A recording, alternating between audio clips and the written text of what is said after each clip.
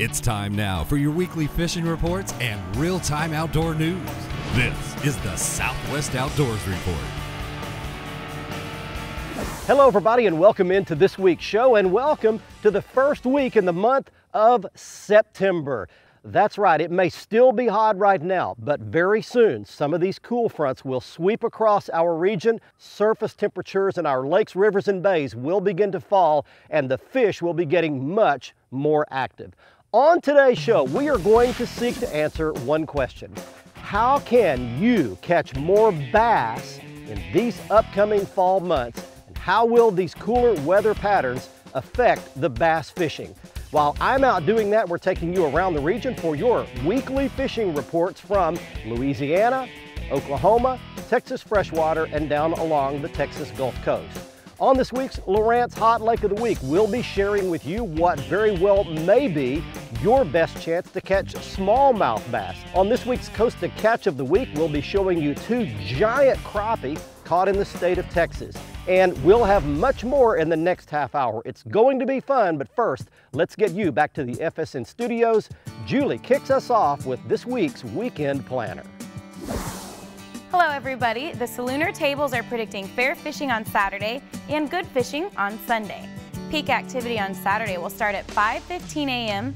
and the best conditions for Sunday should begin around 6 in the morning. Look for the sun to rise at 7:07 and set at 7:42. And evenings will feature a crescent moon 39% visible. Stay with us, we're coming right back with fishing updates from all of our experts. And I'll be back with angling legend Guy Aker on the Waterburger Ask the Pro to talk about how barometric pressure affects fishing. Thanks, Julie. Before we get started this morning, I'd like to mention that this week is the maiden voyage for our brand new Bass Tracker Pro 165 aluminum boat. This baby is feature packed with everything you could possibly want in an economical and affordable fishing rig, beginning with 4-stroke Mercury outboard motor. It's fully carpeted, got upholstered fishing chairs, seats throughout, got a fully rigged console, steering wheel. It's got rod storage that'll hold rods up to 8 feet in length. It's got a aerated live well up front. I'm using it today for an ice chest for some cold drinks. Got great storage throughout. It's got fish finders, a nice trolling motor, everything you could possibly want in a fully rigged fishing boat for, get this, only around $8,500. You can check out the Bass Tracker Pro 165 by going to the front page of our website and you'll find the Tracker logo at the bottom of your screen. Click on that and you can go take a look at this rig for yourself. Stay with us. We're coming back with your weekly fishing reports and get started doing a little early fall bass fishing coming up next. The Southwest Outdoors Report is brought to you by Mercury, the official outboard of the Southwest Outdoors Report for 10 years running. By Xide, start positive, stay positive. By Lew's Reels and Rods, feel the difference. And by Onyx Personal Flotation Devices and Rainwear, keeping you safe on the water.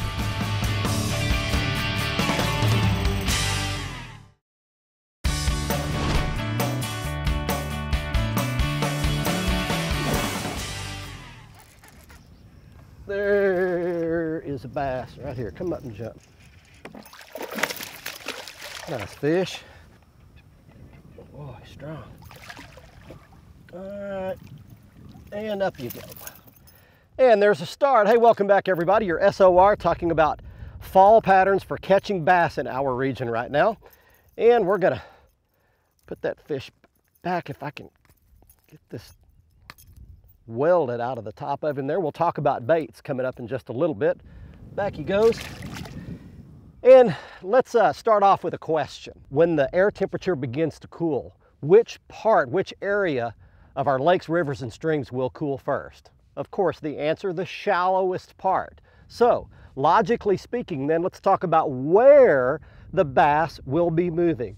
They're going to be migrating and pushing from deep water into shallower water, and that means going into coves, creeks, and bays. And that's good news for shorebound anglers as well, because they will have access to fish that were out in deep water that were previously inaccessible all summer long. So I would be keying on water anywhere from 3 to 8 feet deep, and I'd be looking for cover and structure in those coves, creeks, and bays. So first is where, and that's shallower. Next, we'll talk about why those fish are there. But right now, let's get you to Louisiana, your weekly fishing report from there with Cajun Phil and Kevin. Coming to you from Calcasieu Lake. We didn't get any water damage from the last hurricane, and we got lots of redfish. Look right here over my shoulder. Let's see if we can't get a little something going. Look at that, look, oh! I told you we got lots of redfish. Our fishing's great. Now, over on the east side of the state, feel sorry for them guys over there. They got a lot of water damage. Probably gonna affect their fishing, their marshing, their lodges for a little while. But right now over here on Calcasieu Lake, we're backing up and running. Trout fishing will be picking up over the oyster beds, mainly in about 4 to 6 foot of water on soft plastic. But I tell you what, right now, red fishing is fantastic. Woo! We're gonna kick it over to old Cajun Phil and see what he's got to say for some Louisiana bass scene right now. Very few areas in the eastern part of the state right now is catching any bass whatsoever. The water's high, it's muddy, it's messed up. It is just not very good right now. If you're gonna go fishing for bass, I would try Toledo Bend, Lake Caddo. I'd try the Sabine River, I'd try the Calcasieu River. These areas, they're catching lots of bass right now. Spinnerbaits, buzzbaits working good. Please keep all of our friends on the eastern part of the state in your prayers, whether it's Louisiana, Mississippi, Alabama, whether it's Florida, wherever they're in need. Keep them in their prayers. You know what? Next week, what I'm going to do for the outdoor report, I'm going to contact all of these lodges that I know that we've been sending people to constantly, see how they're coming along, and we'll give you an up-to-date report on that next week. Real shallow, right up against the shore. Ooh, that's a good pull right there.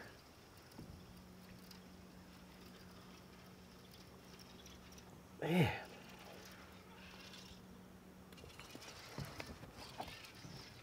Oh, good fish. Man. Holy mackerel. Give up. Give up your toast. Look at that spinnerbait hanging out that bass's mouth. They are strong here at the 10XXX. All right. Hey, I mentioned earlier that we're fishing today on the 10XXX ranch. So we're going to put one of their fish back. Watch that. Watch that. Way he goes, isn't that cool? All right, well, that fish had a spinnerbait up in real shallow water. Gonna put my friend Joe and Connie Mitchell at 10XXX, their website address up on the screen. Stay with us, back for more fall tips right after this.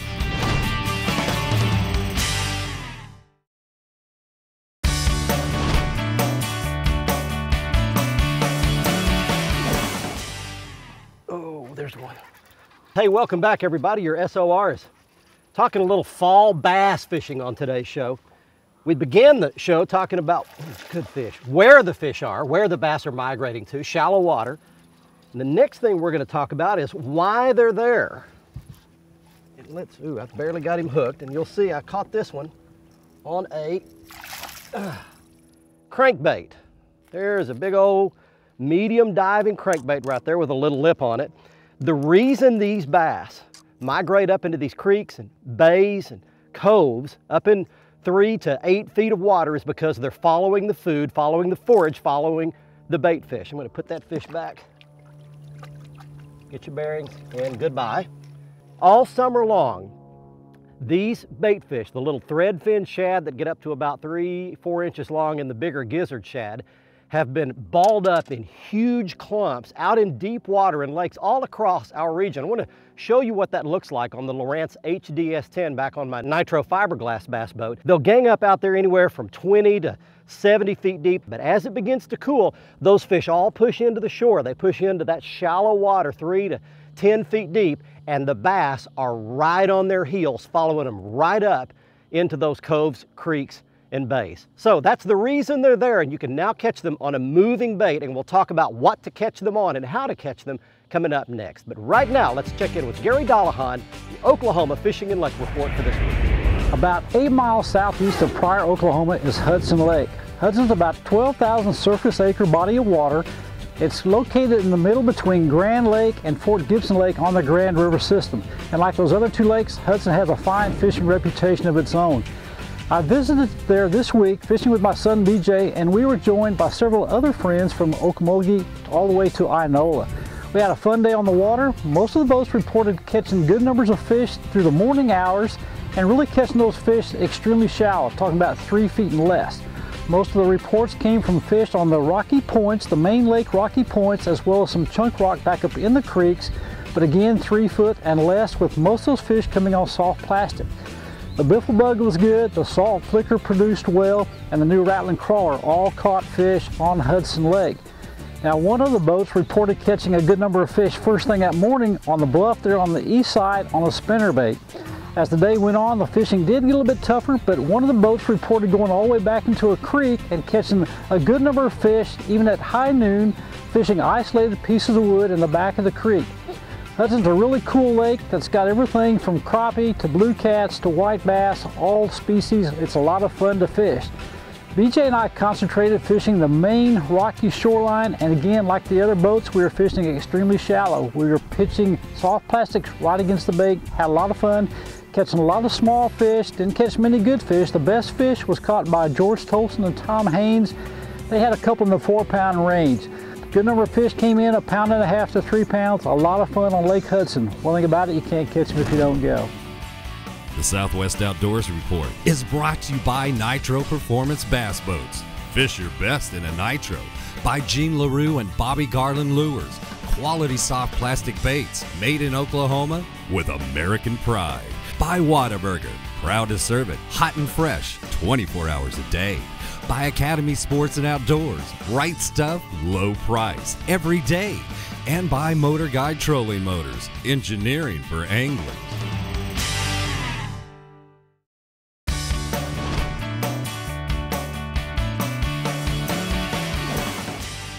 There's one.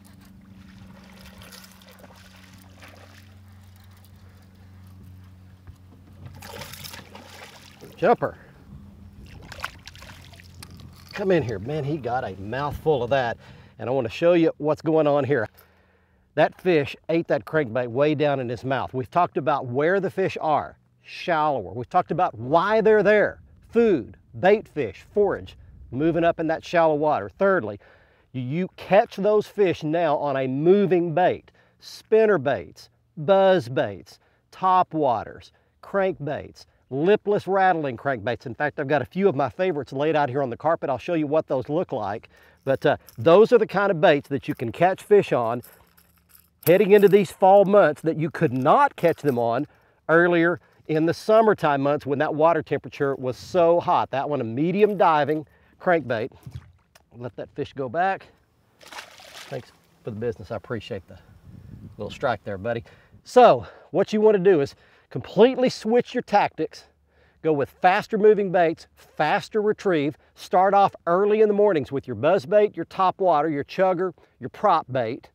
Then you move to a spinner bait, a little deeper in the water column. Then when the sun gets high overhead, like it is right now, that's when you go to a little deeper diving crankbait. But all of them moving faster, and these fish will come up and chase it down. They're hungry, they're actively feeding in these fall time months, as they were not in the hot summertime months. Let's check in right now with our next Fishing and Lake Report in Texas. Here's Brian Hughes, followed by Bill Olson.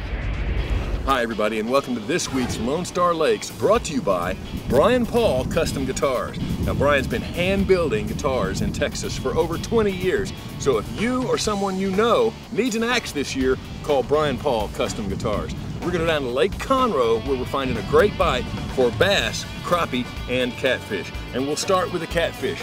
The channel cats are up much shallower than you might think, in only 3 or 4 feet of water. Use your standard catfish baits for them and you should get hooked up. Now crappie are out on the brush piles at about 14 feet and you'll find them with your standard either crappie rigs or crappie jigs on top of those brush piles. Remember to stay on top, don't get down in the center of the brush pile. And finally, bass. They're on the boat docks. Fish your boat docks with spinner baits, jigs, deep diving crankbaits, and of course the top water, buzz baits or pop-ars very early in the morning, and you should get a limit of Conroe bass. That's this week's Lone Star Lakes, brought to you by Brian Paul Custom Guitars. Be sure and look for my picture on the webpage, southwestoutdoorsreport.com, for more on the Lone Star Lakes. Now let's check in with Mr. Bill Olson. He's on the coast. Hi folks, this week's report is brought to you by Port Aransas on Mustang Island, the fishing capital of Texas, where anglers enjoy pristine bays, estuaries, 18 miles of surf, and the deep blue waters of the Gulf of Mexico. Plus, the local restaurants will even cook your catch come sundown. Come fish and play Texas Island style. For more information, visit the website on the screen. Well, until cooler weather really drops both air and water temperatures along the Texas coast, and that could still be several weeks away, summer patterns will continue to persist. The best bite on the upper coast will continue to be under the birds, around the jetties, well pads, and deeper reefs. Any shift in wind direction to the north that would blow water and bait from the marsh should also be considered over the next few weeks. That will stimulate more fish feeding and bird activity. Now for the deeper bite, continue to use heavier jig heads or Carolina rigs with both live bait or soft plastics. On the middle coast, the redfish will continue to take more of the spotlight. Look for reds to be working their way along the backside of barrier islands or grassy flats as they move toward passes, jetties, and other access points to the Gulf. Out of Port Isabel, fishing around 3 Islands, Long Bar, the causeways, and in South Bay are proven summertime haunts. Add in the jetties with snook near the rocks and kingfish and tarpon out off the ends of the granite. This weekend, both Saturday and Sunday have a single tide schedule of 1 high and 1 low tide each day. I'm Bill Olson, and I'll see you on the coast. Time right now for the Lawrence Hot Lake of the Week, and in my opinion, there's no better place in our region for you to have a great chance to catch nice-sized smallmouth bass than at Lake Tenkiller in southeast Oklahoma. And as a little added treat, we're going to locate it for you on the Lawrence Elite 5 DSI, the snazzy little fish finder with a GPS built in that I have on my Bass Tracker aluminum boat. And to locate Lake Tenkiller, we show you that it's southeast of Muskogee, Oklahoma. There is one bridge that crosses the lake about 2/3 of the way up from the dam, and several good major creeks feed the lake. Any of these can hold smallmouth bass in the fall.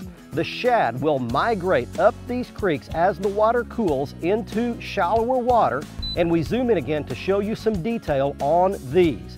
The fish will suspend up off the bottom because these are very steep-sided coves with sharp drop-offs on all sides. So to catch those suspended fish, your best chance would be a hard plastic jerkbait, a lipless rattling crankbait, or a small spinnerbait with Colorado blades. That's this week's Lawrence Hot Lake of the Week. Stay with us. When we come back, Julie has your expert answers to fishing questions on the Ask the Pro, and I'll have your Costa Catch of the Week, your big fish photos, and I'll also have the Academy Sports and Outdoors Right Stuff.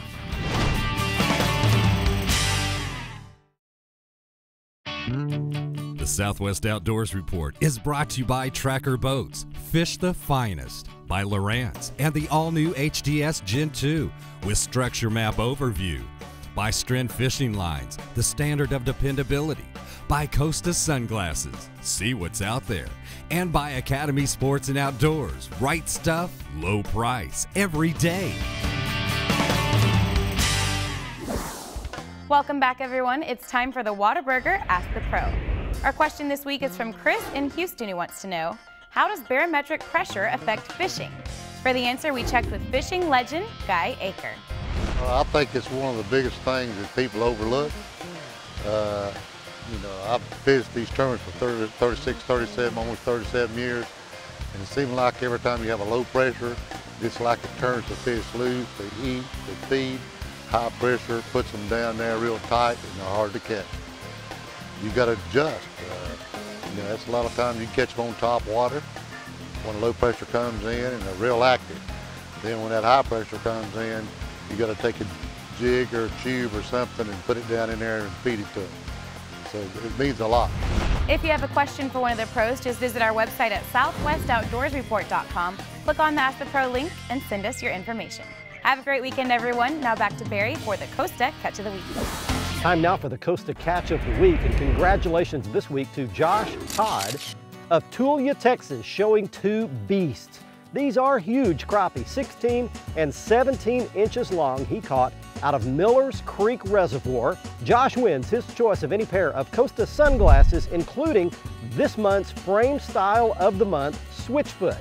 Now you can see the Switchfoot frames along with all of the other Costa frames and lenses at their website. If you would like to enter your big fish photo in our contest, go to our website and on the right-hand side of the screen, click on the Costa Catch area, Once you do that, you can fill out the form, send us your photo, and you could make an appearance right here on our show.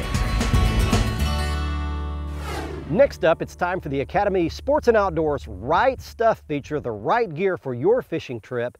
And I can't tell you how big a fan I am of the Mercury 4-stroke outboards. They are a completely different animal than the 2-stroke engines. They are extremely quiet, extremely fuel efficient, and extremely dependable. I've had several of these, just like the 30 horsepower model that I have on my Bass Tracker aluminum boat, and I have grown to love these engines. You can see the entire line of Mercury 4-strokes at their website. You get there by going to the front page of our website, go to the logos at the bottom and click on the Mercury logo to get all the detail on the Mercury 4-strokes. Hey, don't forget to join us next week on Thursday night at 10:30 for our show, and again on Saturday morning at 8 o'clock. You can always see our latest episode on the front page of our website at southwestoutdoorsreport.com. You can also link to our YouTube channel from there. You can see all of our past archived episodes in case you missed any. And be sure and get all the latest content, information, and news that you'll never see on our TV show on the Facebook page at facebook.com/Southwest Outdoors Report. I hope you'll use some of the tips and tactics we've talked about today to catch some bass this fall for the next 60 days as they migrate into shallow water and become much more active around our Southwest region. See you next week. Until then, I'm Barry Stokes. Be safe, have fun. Bye-bye, y'all.